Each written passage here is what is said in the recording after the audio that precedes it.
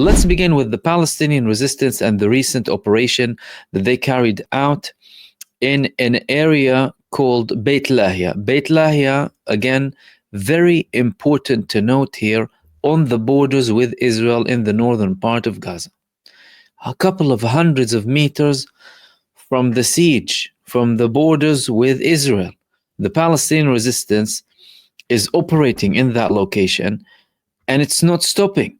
And they targeted a Merkava tank, and they had an ambush in a house. They detonated the building, took down a building that had many IDF terrorists inside of it.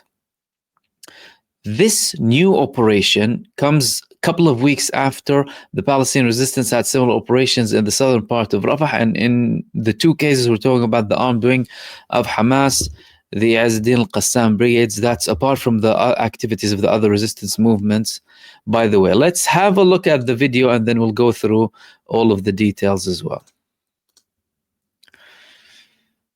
So this is a tank here, as you can see, a Merkava tank, and one of the Israeli terrorists here standing, looking for children to murder or women to snipe. All of a sudden, doesn't know where it's coming. All of a sudden, he's hit out of nowhere, and the Merkava tank goes up in flames. Merkava tanks, they can have approximately 5 to 6 people. Each Merkava tank costs about 5 to 6 million US dollars. Add to that a substantial amount of diapers, just because of how much these people shit themselves. They're so scared in the Merkava tanks. All of that adds up. The Palestinian resistance took down 1,200 vehicles belonging and machinery belonging to the Israeli terror forces, and now they're taking down this Merkava tank in the northern part of the Gaza Strip. Talk about Gideon's chariots or Netanyahu's wheelchair and these garbage things that they call their genocidal operations when they target children. Targeting children, starving them to death. You've seen the scenes of the people going through cages and storming these places to get a box of food. That's what they're targeting. And the Palestinian resistance is concentrating on the actual fighting. Now, this came alongside another operation, which was an ambush in this building over here, in Beit Lahia too. Beit Lahia, North Gaza, close to the Israeli borders again. Israel was supposed to be done with that. I mean, over a year ago, in the beginning of the war, Israel destroyed these parts in November 2023. And they previously stated that they killed some of the Palestinian resistance leaders in those areas, only for everyone to find out that they're still alive after the ceasefire happened. They were roaming around freely, talking to people and catching up with them. And they're talking about, we're almost done with Hamas, and they're almost eliminate Hamas and what have you. None of that is happening. That came alongside other operations coming from the Palestinian resistance in other parts of Gaza too. There were other attacks by the Palestinian resistance in the eastern part of Khan Yunis. And in that case, the Palestinian resistance targeted a troop carrier. Troop carriers that belong to Israel can hold up to 17 terrorists inside them. They targeted that, and they also targeted a Merkava.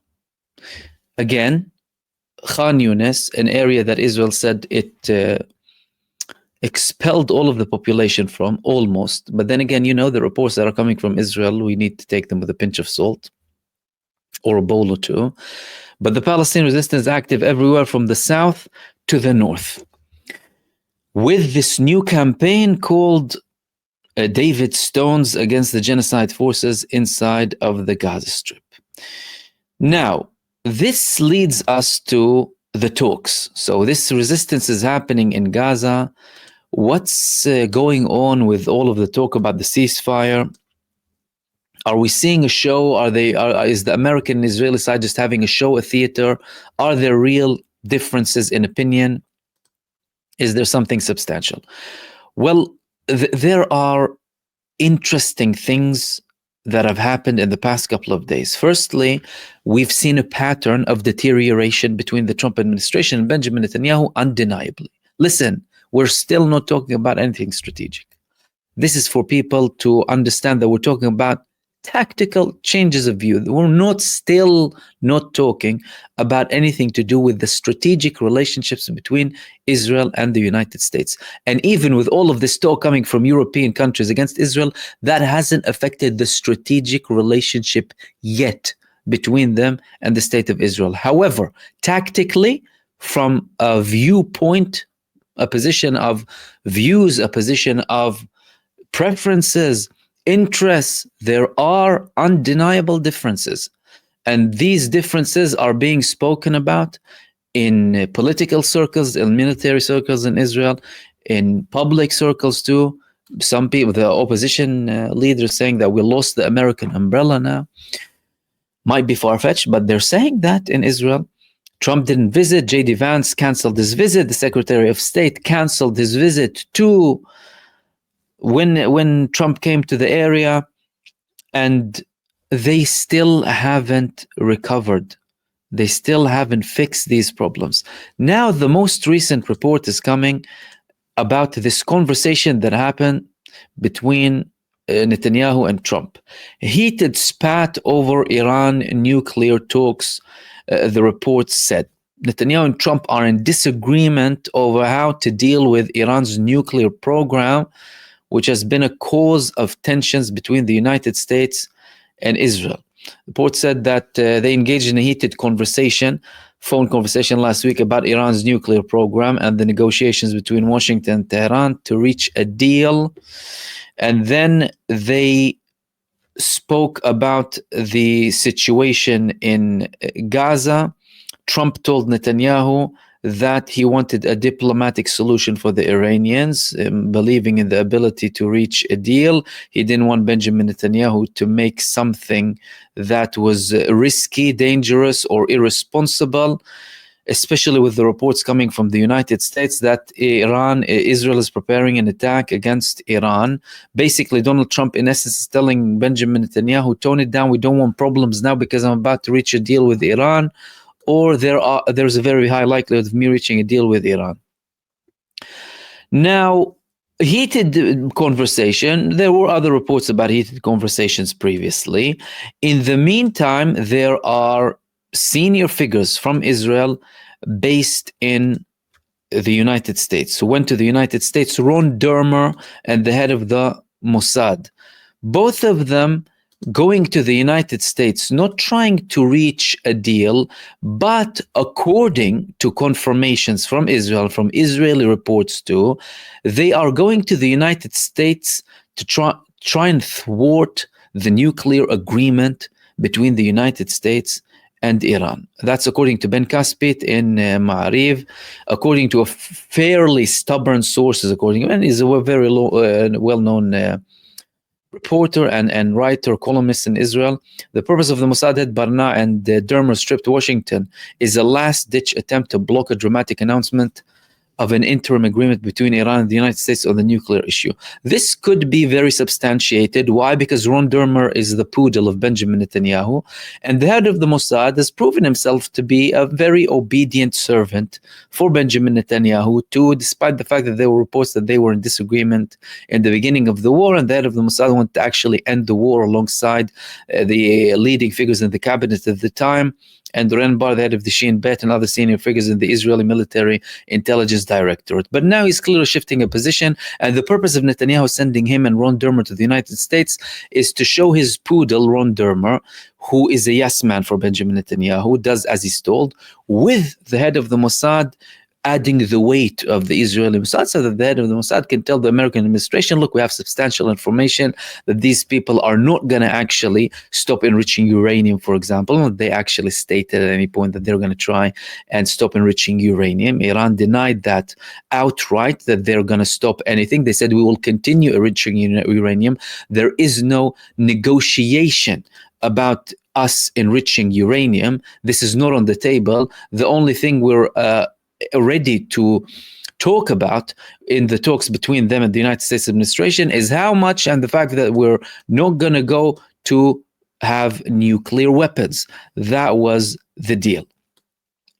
And it isn't just, of course, the reports coming from Israel. The New York Times as well was quoted saying that the United States is actually indeed worried about a possible attack coming from Israel against Iran, something that could hinder the prospect of talks between the United States administration and the Iranian side too. And that's why Donald Trump had this conversation with Benjamin Netanyahu. Netanyahu is the man who always led this hawkish lobby and influenced them, the United States, to go for wars for the sake of Israel and take down any government that he deems as a potential threat to the state of Israel, whether it's Iraq or other countries in the region too. But clearly, Trump, he made a statement the other day during which he stated that we're not going to be imposing democracy at the point of a gun. In effect, that the United States isn't willing to play this police role globally. He has made previous criticism previously. Yes, contradicted statements too, absolutely. But it doesn't look like the United States is taking any concrete action to go and follow the ambitions of Benjamin Netanyahu and the plans to go and attack Iran. Why? Because he also sacked Mike Waltz. Mike Waltz was a very close figure to Benjamin Netanyahu. He recently also sacked two people from the U.S. National Security Council who were recruited and appointed by Mike Waltz. Again, another signal that he is shifting away from these people who seek wars, who seek problems, who seek more destruction and genocide. And he's clearly not interested in that at the moment. He wants to reach a deal. The deal isn't guaranteed. Of course, there are problems. There are things to talk about, but he doesn't want Benjamin Netanyahu going and carrying out an attack against Iran. Now, Benjamin Netanyahu is not toning it down. Why? Because the United States left the Red Sea. The United States participated and established the Genocide Coalition in support of a genocidal entity. They led it eventually only with the United Kingdom, by the way, in the Red Sea. Ansarullah in Yemen managed to split the United States from Israel in the Red Sea. That's a massive accomplishment from Yemen. Now, Israel is stepping up and carrying out more attacks against Yemen, against the airport, against the Hodeidah port, against other locations in Yemen too. But Benjamin Netanyahu, despite the fact that the attacks that are being carried out against Israel now outside of the Gaza Strip are primarily coming in or only coming from Yemen, no other front is open at the moment, he is not saying that Yemen is the side that is responsible for these attacks, and he is still blaming Iran. Benjamin Netanyahu is saying Yemen is just a symptom. Iran is the cause behind all of this. As we can see in this report here, the Houthis are just a symptom. Iran is responsible. Prime Minister Benjamin Netanyahu addressed the attack in Yemen, issued a statement in parallel with the hearing of his trial. The Air Force attacked again in the airport of Sana'a, which is controlled by the Houthi in Yemen. We act according to simple principle. Whoever harms us, we will harm him. Whoever does not understand this by force, they will understand by even greater force. But as I have said more than once, the Houthis are only a symptom. The main force behind them is Iran, and it is responsible for the aggression emanating from Yemen. That means Benjamin Netanyahu is not toning it down, and he is clearly signaling that he might do something against Iran. Now, of course, how effective, that's a separate story. Israel failed miserably in its two attacks against Iran. The one that took place in October was thwarted, and Iran successfully took it down. Israel didn't even dare to go next to the Iranian airspace. They weren't even over the Gulf. They were only in the Iraqi airspace that the United States forces use, and they carried out attacks against Iran from there, only for the Iranian Air Force air defense systems to take all of the Israeli terrorist regime's missiles, very, very effectively by their own air defense systems, and with air defense systems that they might have from other countries too. Now, moving on to Yemen, Israel and Yemen, tensions have been rising between the two. Yemen, Ansarullah, they have been the only front that was open for the entirety of this genocide. They participated very shortly after October the 7th, and they declared that they will be attacking Israel and Israeli interests in the Red Sea. They constantly expanded their reach up until they said, and they constantly repeat this, Israel stops the genocide inside of the Gaza Strip and lifts the siege of the people in Gaza. That did not happen, and Ansarullah in Yemen, they constantly attacked Israel even when they were very close to reach a negotiation deal. Previously, before the recent ceasefire took effect, the Ansarullah movement in Yemen, they were attacking Israel one day before the ceasefire took effect, because they said this is in support for the Palestinian negotiator, and we will be monitoring the implementation of the ceasefire, and if there are any breaches, we will attack Israel again. Now, Israel is carrying out more attacks against Ansarullah in Yemen, and they are now saying, well, confirming as well in Yemen, they targeted the last plane that they had in Yemen that was being used by Ansarullah. Now, Ansarullah, of course, they had a couple of clarifications, and they made several statements to clarify the position. They said that we still receive planes. Anything that was damaged will be repaired, and we will continue the attacks against Israel. As a matter of fact, one of their senior figures, Muhammad al-Bukhati,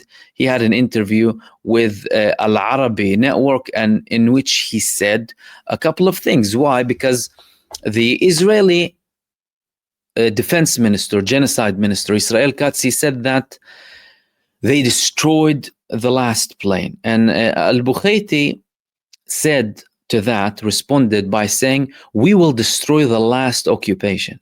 So they're saying they destroyed the last plane of Yemen. We say we will destroy the last occupation on earth, which is the state of Israel. A plane is nothing, according to him.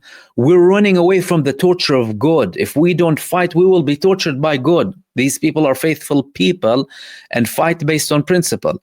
The Gazans, we tell you, we won't leave you, and we will sacrifice everything for you.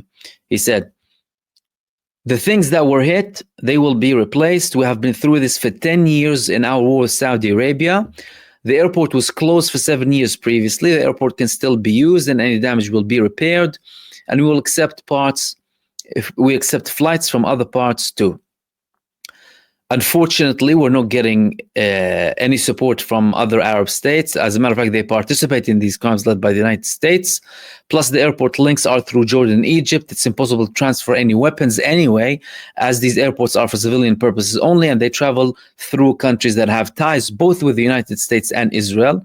And it's impossible to carry out any weapons on them or anything of the sort. Again, that's a clarification, and that's debunking all of the myth that's being pushed or was pushed previously by the United States and is still being pushed by Israel, that the Sana'a airport is a hub of transporting weapons and what have you, because all of the flights go through Egypt and Jordan. Egypt and Jordan, both of them have ties with the United States and with Israel too. And he finished it by saying there is a misunderstanding amongst some in the Arab world that we should not resist until we have similar power to our enemies. And to that he answered, we rely on God, and God's power is above the power of America. The Yemenis, these people are people of total, absolute faith. Their dialogue, the way they talk, is not like anyone else. You know, people tell you, oh yeah, we're not capable, and no financial interests that come and they'll do this. Yamal tell you, no, we're afraid of our creator if we don't attack, and from the hereafter. Whereas the other calculations are not really the same. Other countries, other Arab countries, they're calculating it based on, well, are we capable? Are we not capable? Can we do it now? Can we do it tomorrow? We're not really in a position, and we're weak, and the United States will destroy us, and. The list goes on. Now, clearly, Ansarullah, they said they will also escalate too. Said they attacked the airport. We'll continue attacking the airport, shut down and destroy them as well, according to Al-Bukhiti. And they have been clearly implementing that time after time. They only escalate. Now, in Israel, they are saying now outright that this has been a defeat. This was a defeat, and the situation, it can no longer be whitewashed. And that's another article that the same person that I quoted previously, his name is Ben Caspit, had in this article here. While the residents in the settlement were still hiding in the military barracks, Netanyahu was already plotting the plan for the next day. In his case, the plan was survival and keeping himself in the chair, saying that 600 days we are unable to defeat Hamas. 600 days have passed and Benjamin Netanyahu isn't reaching a deal. The priority is to get a deal, even if we don't completely eliminate Hamas, the wishful thinking, of course. But more and more criticism is coming against Benjamin Netanyahu amongst the Israeli media circles, Israeli mainstream media. People are all of a sudden in Israeli mainstream media. By the way, for those of you who don't follow Israeli mainstream media, all of a sudden the suffering of the Gazan population is being made public. Previously, we used to see only the rubble and the after effects, right? Total destruction. But now they're actually showing some images about the suffering of the people, about the hunger, about the things that the people suffer from day after day. Now, that could be a way in which the Israeli media is applying pressure on Benjamin Netanyahu's government, because people like Ben Caspit in his report said, in his article said, this is the worst defeat in Israeli history. This is the worst defeat in our history. We haven't been through anything like that. Previously, we took down 6 Arab armies in 6 days, and now we are unable to take Hamas in Gaza or the Palestinian resistance in Gaza after 600 days. We failed miserably. This is a huge defeat. So this could be an attempt to apply more pressure on the Israeli Prime Minister Benjamin Netanyahu to reach a deal. Now, talking about the deal, there were several reports that Hamas accepted a new proposal that Steve Witkoff brought to light. This deal was supposed to be a deal that Israel saw. It's not the same deal that they spoke about a few days back. However, we're clearly talking about something new, something we haven't seen before. So there were a couple of reports. This was one of them here. Behind Witkoff's statement on a new document for a deal and Smotrich's warning, I will not allow it. And we will get to the fact that Smotrich is saying, I will not allow it, and how that could really mean that there is something actually happening. Otherwise, the finance minister wouldn't really say that and wouldn't be feeling under pressure to say it. Trump's envoy updated on new terms document shortly after Hamas updated on an agreement with him. Sources who spoke with Witkoff were impressed. The US will do anything for a deal. And then the finance minister was quick to warn Netanyahu against a partial deal. Saar sent a counter message. That's the foreign minister. Do not give in to political threats. What is known about the outline formulated behind Israel's back? So they're confirming that this was formulated behind Israel's back. That's an Israeli website. It was one of the biggest websites in Israel, confirming that this has been behind Israel's back, dealt between Hamas and the American representatives. So Israel is out of the picture in terms of this new proposal. This proposal has only been done by Steve Witkoff and by the Palestinian resistance delegation. Israel has had nothing to say in this deal, and the Palestinians, they have been talking with the Americans for quite a long time. So what's about this deal? Well, that's where things get a little bit even more trickier. Why? Because not a lot has been published about the deal, but some of the leaks that were out recently spoke about a temporary ceasefire and then a long-term ceasefire, a peaceful solution. Witkoff would be overseeing this agreement. This was a demand coming from the Palestinian resistance. Witkoff will make sure that it is enforced and will make sure that the Israelis continue with the next phase. So we're talking about certain guarantees. And in Israel, they're saying that the United States is using kind of sneaky terms to try and convince Israel to go in. Behind the scenes, according to this report, and behind Israel's back, there is an agreement in principle between Hamas and Steve Witkoff without Israel knowing the details. This is something important. And again, Israel is trying to say that the United States is kind of trying to force Israel to go into this agreement. And according to this report too, sources who have in-depth knowledge are saying that it appears to be that Donald Trump is sick from the Israeli management of the war in Gaza, and he wants to get this over and done with. Donald Trump has had enough of Israel. He's sick of all of this, and he wants to get it over and done with without necessarily telling them anything, but only speaking with the Palestinian resistance through a Palestinian American mediator, reaching a deal that he won't give Israel the whole details of, and force Israel to go into this deal. Of course, how likely will that be? It would really highly depend on the pressure that is going to be implemented by the United States against Israel. That's a very big thing. Now, another sign that there is something, that there's some pressure, and that Benjamin Netanyahu is considering something, is the fact that the finance minister, Smotrich, said that I will not allow a partial deal. Finance Minister Bezalel Smotrich referred to the new outline for a new deal initiated by the U.S. envoy Steve Witkoff, which he said he would deliver soon. He said that we need to continue tightening the noose around Hamas' neck and force it into a deal of complete surrender with all of the hostages at once. He said it would be delusional fully to release pressure now and sign a partial deal that would give it oxygen and a lifeline and allow it to recover. I will not allow such a thing to happen, period. Is that a threat that he would resign? Maybe. However, these people are liars. They're immoral.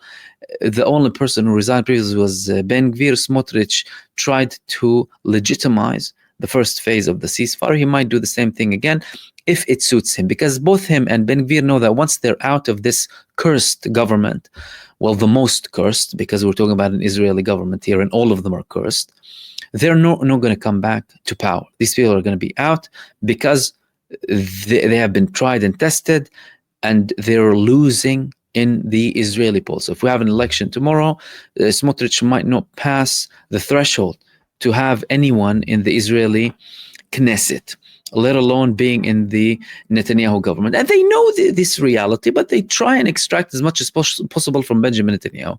Now, Benjamin Netanyahu, he might go into something because he knows that it's soon going to be inevitable that his government is going to collapse. Because of the Haredi movement, that's it. In his government, he's going to have this new conscription move happening with his government that will start enforcing more things. They previously stated if one of the community gets imprisoned for not attending or not going to the Israeli army, the government will collapse within hours. And then they threatened that they will leave Israel en masse. We're talking about 1.2 million people. So Netanyahu clearly has a plan B already now, more fragile than what he has now. However, he knows that it's about to end.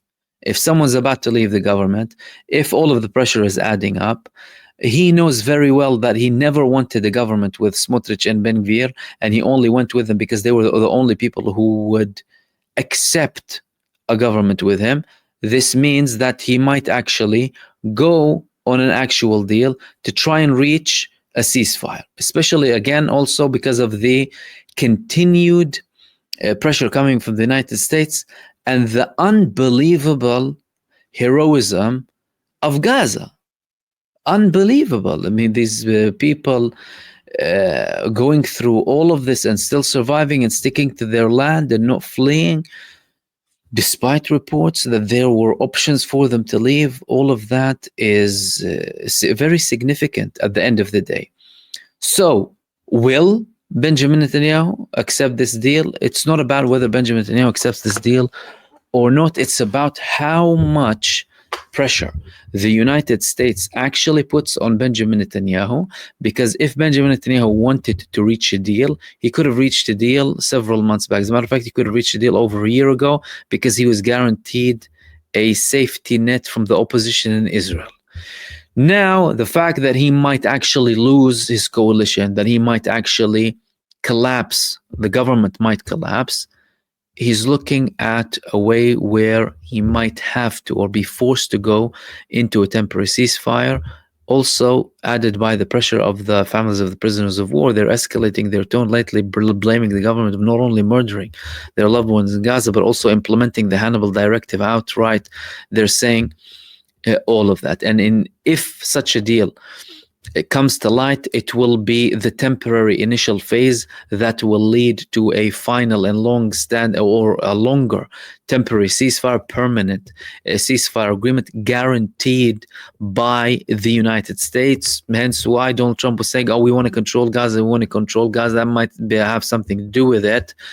In the first part of that ceasefire that reports are saying is going to be about 70 days, anywhere between 60 to 90, but lots of reports repeated the number 70.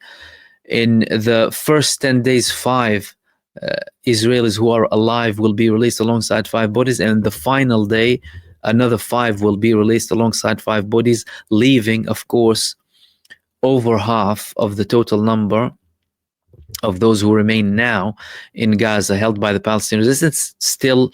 They still will be held by the Palestinian resistance up until the final phase is going to be done.